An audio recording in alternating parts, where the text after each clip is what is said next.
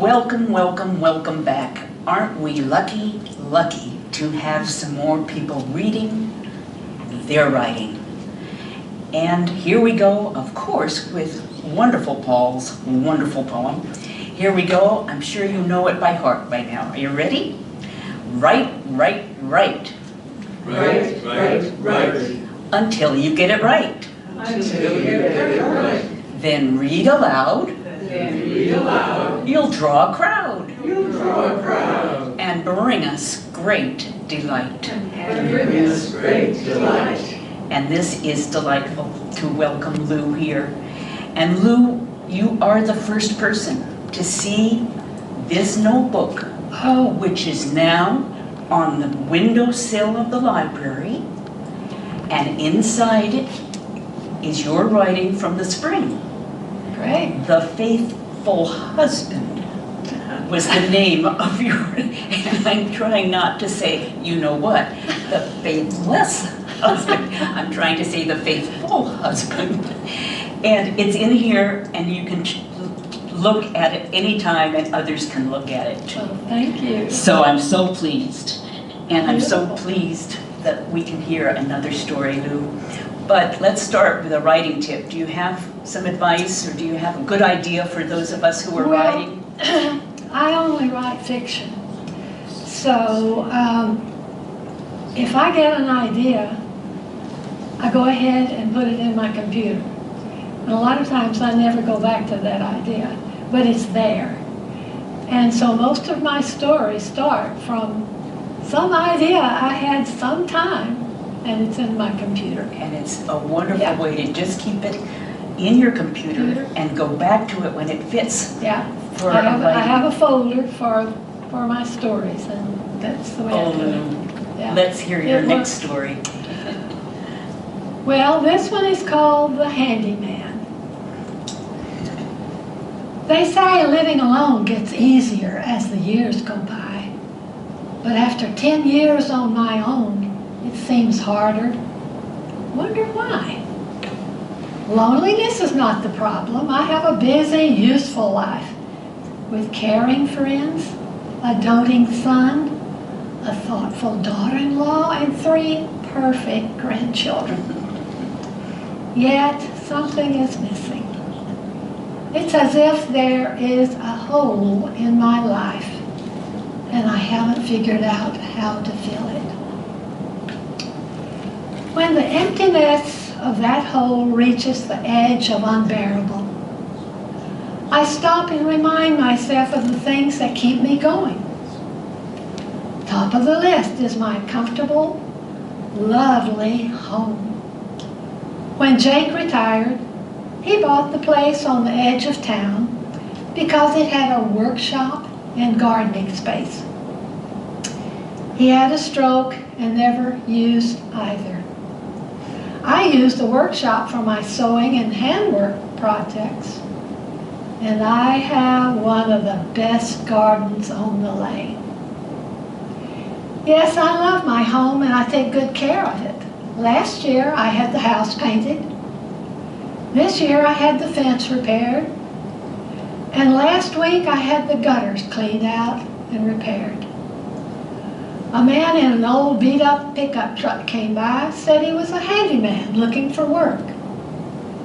He had a carefree look about him. He looked as if he knew what hard times are all about, but didn't let it get him down. He was tall, well-built, though he was scruffy looking. Something about him touched me. I'm a church-going person and I like to help people. So I asked him what he would charge to clean the gutters. He walked around the house looking up at the gutters and said he'd do the job for $50. Seemed reasonable to me. The gutters were probably full of leaves and needed a good cleaning.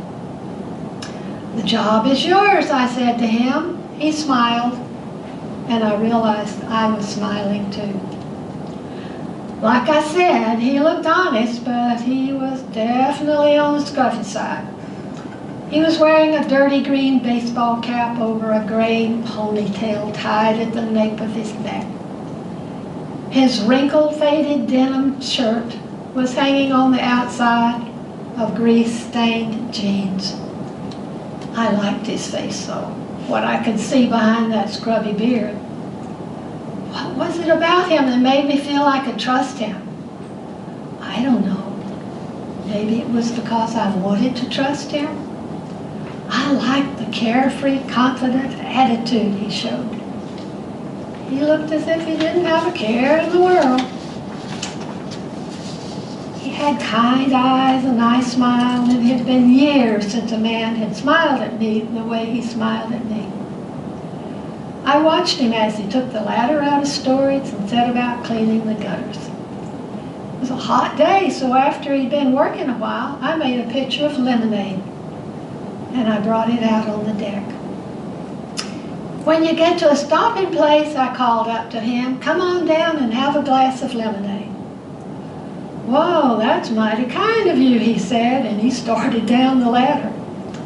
"I could use something cold about now." I poured a glass of lemonade and held it out to him. He wiped his hands on his pants before he took the glass. "Why don't you go ahead and sit down?" I said, pointing to the chair on the deck. "Well, if you don't mind," he said, "I'm not one to turn down a kind offer of a pretty lady." He laughed and dropped into the chair. "How about you joining me?" he said, pointing to the other chair on the deck. I laughed too. Why not, I thought. Having a conversation with a nice-looking fellow be a treat. I sat down. "By any chance, is your name Paul?" I asked him.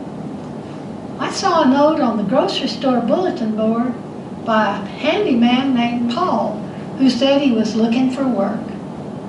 "Yeah, I'm Paul.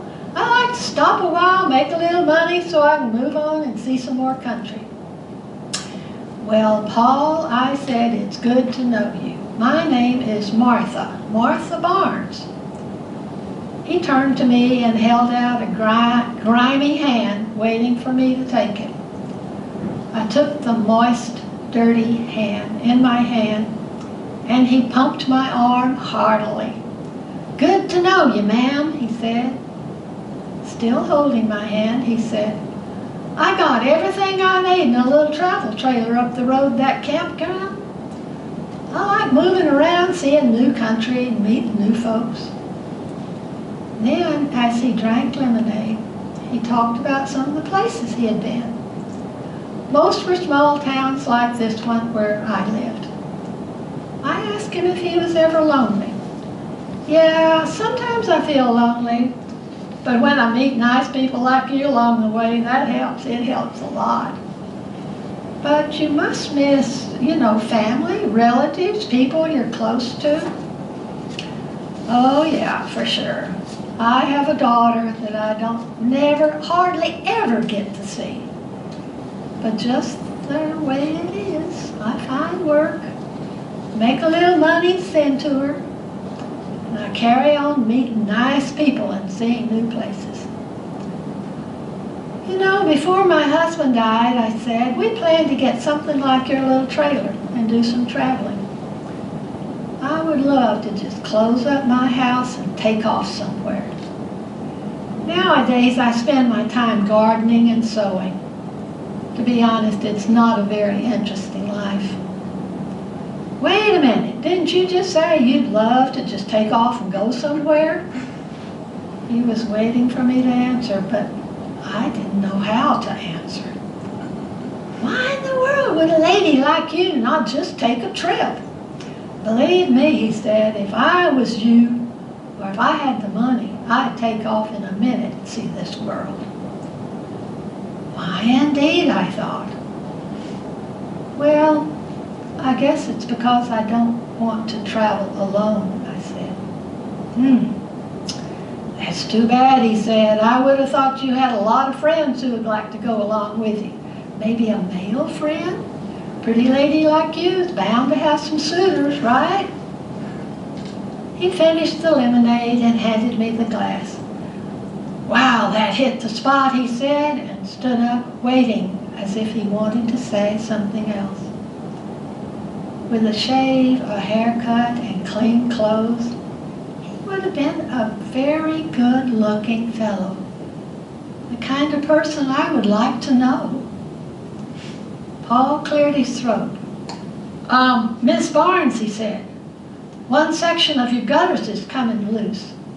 If you'd like for me to fix it, I'd only charge you an extra $10 to set it right for you. How about it, okay? Of course, I said. He obviously needed the work. Why not help the guy? He was polite, and to be honest, giving him another job to do would keep him here a little longer. He went back up the ladder. While he worked, I went out to the garden and picked a sack full of squash.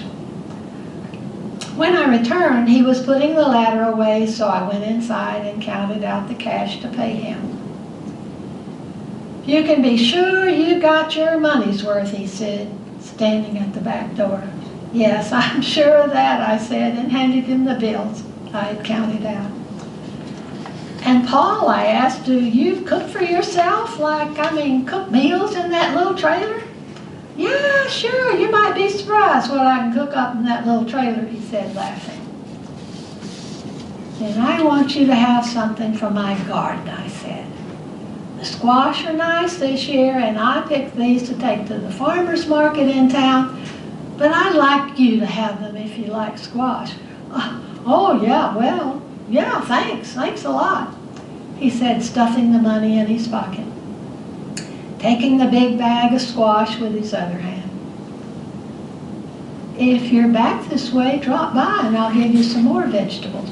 The green beans are almost ready, I called after him, and the lemonade is always free. He turned around and waved. I thought about the handyman who cleaned and repaired my gutters, who drank lemonade and talked about places he had been and places he was going. Maybe he would come back someday. In fact, I like to think he would come back and we would get to know each other better. Who knows? Maybe we would even travel together. I thought about the handyman that afternoon as I walked down the lane to see if I had any mail in the mailbox. I was thinking of him as something in the tall grass over in the field caught my attention. I thought about him as I climbed over the fence to gather up the squash, but I left them there, hiding in the grass. Ooh, food for thought. Oh, thank you. And your reading of your own writing is just a gift to all of us. Thanks, Well, Lou. I just love thank listening you. to you. Take care. Do That I was wonderful. turn this off? Yeah. Yeah. Welcome back, because we have another writer reading. Simon Ottenberg, welcome, welcome. It's so good to see you, and I look forward to hearing you read.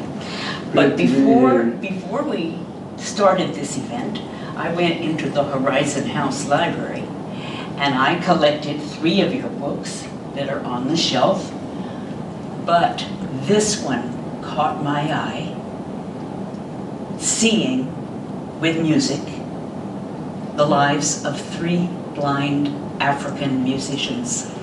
So I walked into this room and spotted Paul Niebank right over there, and Paul Niebank, I know, loves music, and I said, Paul, have you ever seen this book? And he said, yes, I have, but I'm looking through it today again. So Paul took time to look through it. And Simon, I want to read the sentence that Paul found that caught him and caught my heart. The better people know something, the less conscious they are of knowing it. Okay? Okay. And I'm going I guess I wrote that. I think you did. And I'm going to check the book out and follow the library rules, Simon, and I'm going to take this book home and look at it and read it. Okay. Okay. Now, Simon, what are you going to read for us today? Well, I'm going to read from a book that's not a book. It was put together by about 15 or 20 people interviewing a Salish Indian artist, Ron Hilbert, the son of Vi Hilbert, who was a well-known local Indian who lived 1943 to 2006. And I got to know him in, let's see, I got to know him, not doing well. I met him, Ron, at an event at Daybreak Star Indian Cultural Center, and I realized that his art was unusual for the time in using acrylic and in many other ways. His art was not like other Indian artists. And I got to know him, and we kept up a friendship until he died in 2006. And I decided it might be well to put together a book about him because he was unusual and he was not very well known. And so I gathered about 15 or 20 people who knew him or who were art historians, and we went out and we interviewed 2 or 3 at a time, interviewing and taping, and I put together the thing as a book. And then they took it and they tore it apart and redid it. And this is the book, Ron Hilbert, The Life and Work of a Coast Salish Artist. Unfortunately, the funding for it demanded that it be only available at Indian sites, Indian stores or in Indian reservations, and so on. It's not for sale, it's not available. And I'm trying to get it changed, but it's very difficult to, under the conditions in which they got the money for it. So it's a book that's a notebook in that sense. It's really a manuscript in some sense. There was anyway a copy in the library here at Horizon House. Okay, let me go on now.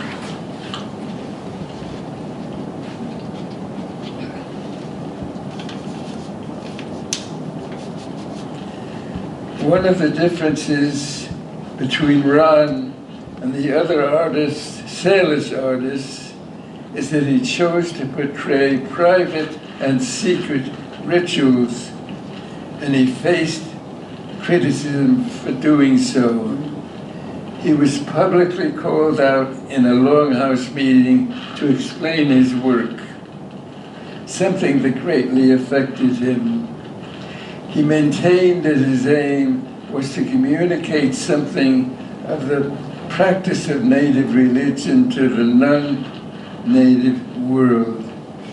Several of his Longhouse, and incidentally he uses the word Longhouse sometimes in the word smokehouse. These are these long cedar buildings in which in the wintertime Salish Indians carry out their secret dances. Several of his Longhouse paintings and carvings featuring his unique combination of cedar and copper materials spoke to the continuity by depicting the treaty signing going on outside the Longhouse, an ingenious collapsing of time and space. His mother, Vi, had faced similar criticisms when she started to publish her Salish stories,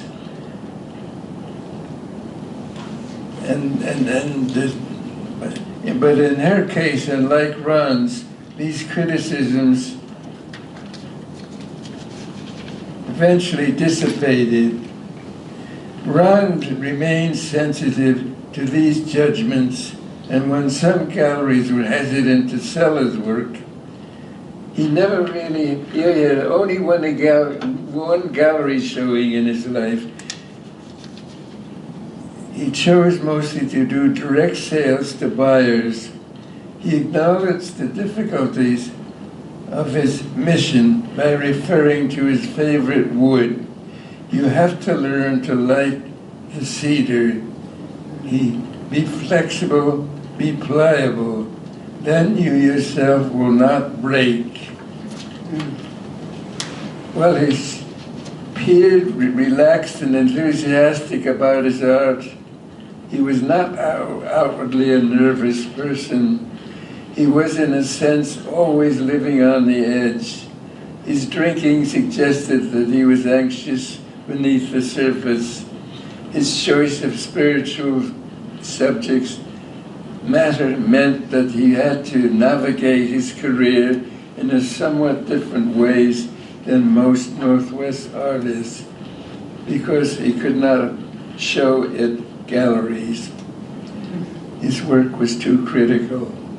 From his early artwork, Ron's smokehouse scenes were realistic. They were comprised of human figures involved in dancing, drumming, and singing, and not drawn from any repertoire of conventionalized animals and humans in the historic artwork of the time among the Salish. He didn't follow the standard Salish style. Ron had traditional art training with emphasis on representational drawing. So it is probable that his more naturalistic foundations also influenced his style. On the other hand, historic Coast Salish sculpture from the Puget Sound area is stylized but more realistic than most of the Northern Salish art.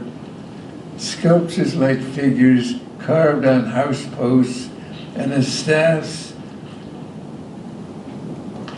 and freestanding figures may have been an influence on Ron's work. It is not clear whether this was the case, but there is an intriguing similarity between the two. He could have seen some examples of published resources. He might possibly have seen spirit figures on view at Washington State Museum and at other places. He referred to them in conversation, but to my knowledge never acknowledged a direct association. He wasn't influenced by other Salish artists. He was a loner. He has no followers who, after he died, would follow his style. He had no followers when he was alive. His work is not known visually, and likely formed his own aesthetic base on his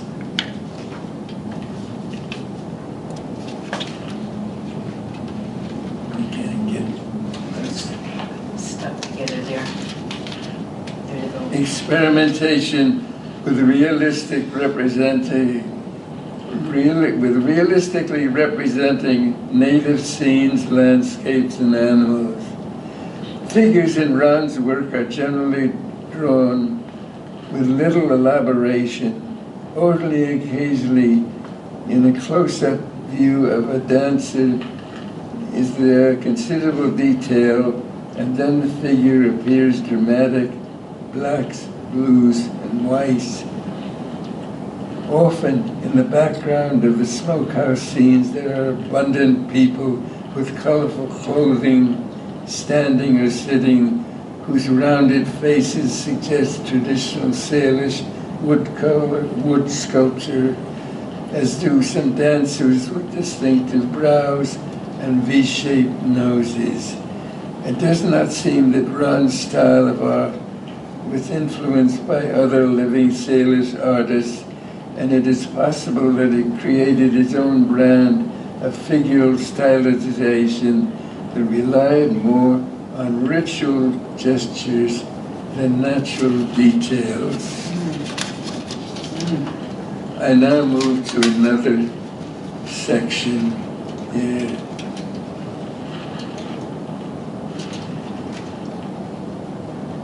These scenes in the smokehouse were among the most powerful and fully realized of his body of work. He seems to have applied considerable work to these, preparing the cedar planks for use as a medium and employing repousse techniques on the copper sheets before painting. The compositions demonstrate his ability to synthesize potent aspects of the events depicted, making use of nuanced artistic touches to build drama in an effect. Piecing together information from Ron's quotes, interviews, observations, and other sources, he seems to have had three major objectives for his smokehouse paintings and carvings. We do not know which of Ron's three he prized the most: to create an artistic record so as to preserve tradition that might otherwise disappear, that was Coast Salish, to create a pathway. Well, you want to create a pathway to non-initiated Salish and other indigenous people who might gain a better understanding of his spirituality. That is, he wanted other Indians who were not in the smokehouse to know what it was like to be in the smokehouse.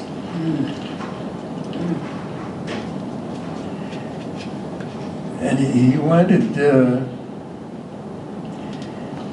to bring awareness of its tradition to a wider audience of non-Indians as well. Ron, in conversation with the author and with the others, said that he wished through his art to preserve what Salish culture was like today for people to see 100 years from now. The implication was that the culture could be radically altered or ever gone, as the Lushootseed language nearly was by then. That's the local language. He wanted a permanent visual record of today's smokehouse events, largely unknown to the wider public, much as his mother wanted a permanent record of Lushootseed oral tradition. It seemed that both Vi and Ron believed that by sharing important aspects of Salish culture with the larger society, there would be more sympathy and respect for these traditions. Ron felt that he was in the spiritual ceremonies where the essence of Coast Salish identity was kept intact in the smokehouse, while other life ways had been stripped away and alienated due to extreme external pressure to assimilate in this area here.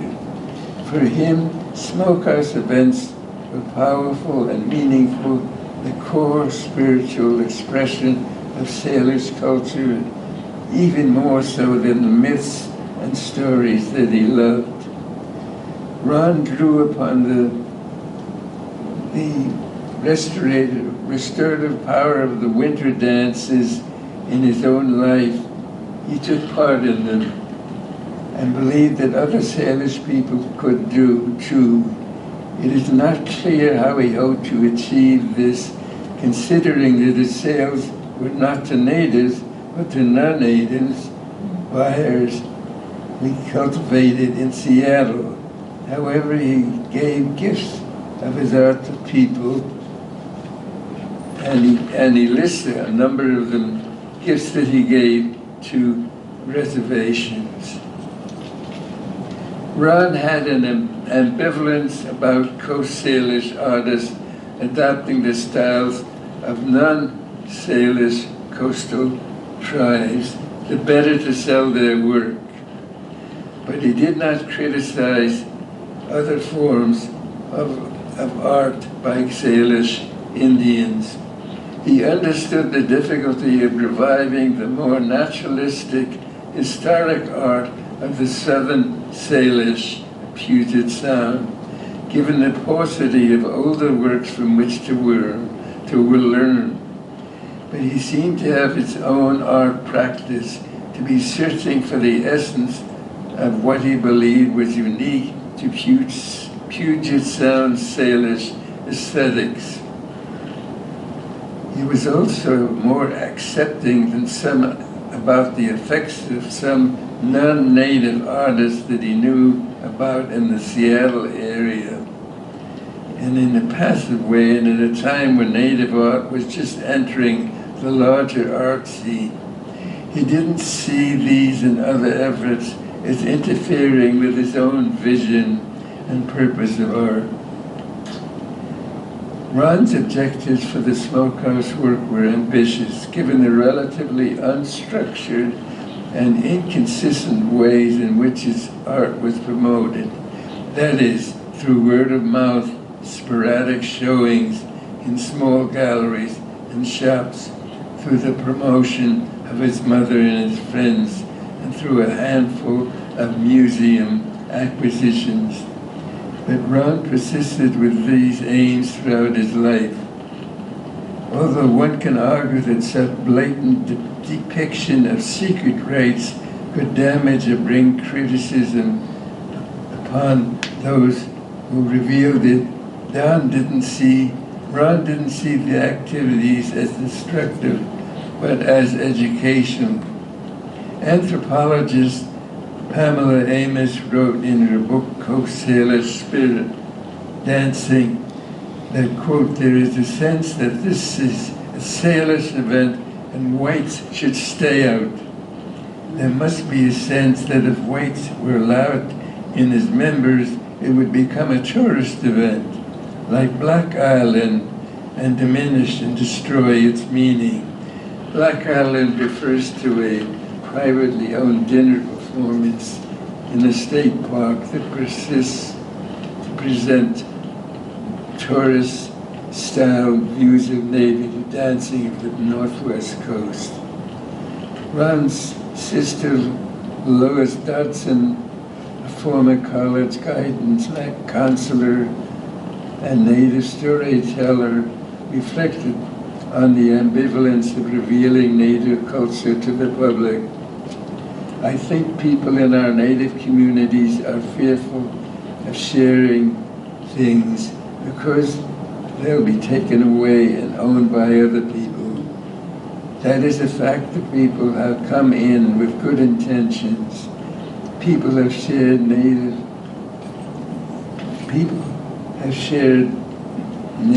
stories. People have shared Nordic studies with non-natives. And these stories have been put into books that now belong to other people. Other people put a copyright on them. Other people own them. Now you can't tell the stories anymore. Vi Hilbert presents a less onerous observation about sharing native culture when she said, I think that the work that Ron does as an artist I have encouraged because the spirituality of our people needs to be represented the way he does it, because spirituality comes alive through his art. It is reflected in a beautiful way, and I am very proud of that. It is not clear if Ron encountered some uneasiness non-natives may have had with the type of spirit possession that he foregrounded in his winter dances. There was certainly a genuine interest in the 1980s in bringing forth perceived positive aspects of native culture, attested to by the popularity of public dance performances. Oh, Simon, thank you. Thank you, thank you. I wonder if we could possibly film the front of the book. May I hold the book up and maybe Carrie There's a can copy. get it? I gave a copy to the Did you? library. I don't know what happened to it. Oh, Simon, I'm very nervous. Having something to do with the library, I feel like I will search You for have it. to search for it. Okay, are you getting a little picture of that, Carrie? It's a Did- lovely production. It's by a very small press that normally doesn't do books, Mm-hmm. but did it for the money For that Ron. the Indian that the Coast Salish Indians got for it Oh, in order it's to just- do it. Oh, and you were such a good friend to Ron. Yes, I was a good friend to his. Yes. Possibly because I bought a good deal of his art. That's realistic. It is said that I kept him alive several times. But he was a scrounger. He got around. Really? You know, he used to go down to Pike Place Market and sell small little souvenirs, small little things. You know. Oh my.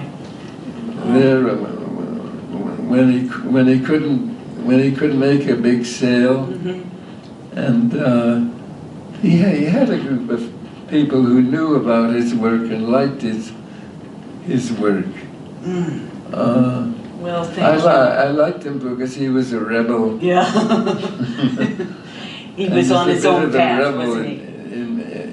In me, but he's the only thing I did on American Indians. I'm not an expert on it. I never claimed to be an expert on it.